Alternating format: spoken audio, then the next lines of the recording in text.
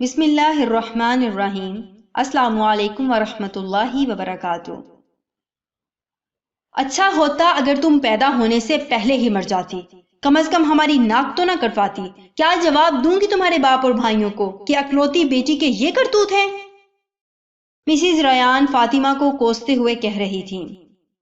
سفیان نے فاطمہ کی پکس مختلف لڑکوں کے ساتھ، جنہیں اس نے کبھی دیکھا بھی نہیں تھا، قابل اعتراض حالت میں ایڈیٹنگ کر کے فاطمہ کے والدین اور دونوں بھائیوں کے فیس بک اکاؤنٹ پر بھیج دی تھی۔ وہ ایڈیٹنگ بہت مہارت سے کی گئی تھی، جس سے وہ تصویریں بالکل اصل لگ رہی تھیں۔ نہایت ہی بیہودہ اور قابل اعتراض پوز دکھائے گئے تھے۔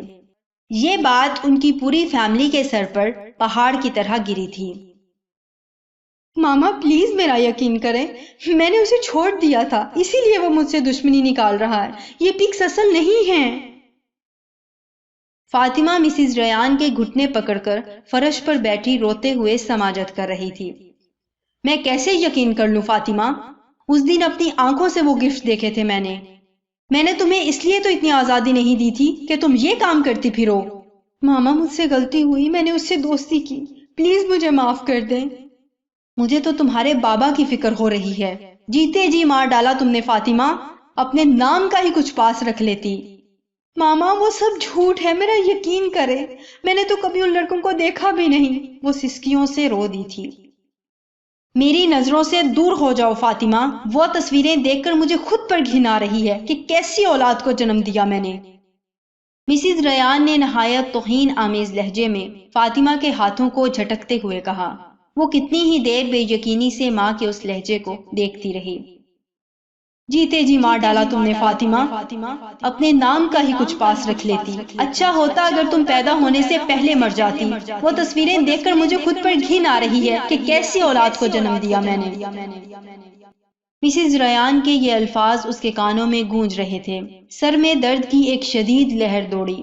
وہ لڑکھڑاتے ہوئے کھڑی ہوئی اور تیزی سے اپنے کمرے کی طرف بھاگی اور دروازہ بند کر کے اس کے ساتھ پشت لگا کر نیچے بیٹھ گئی۔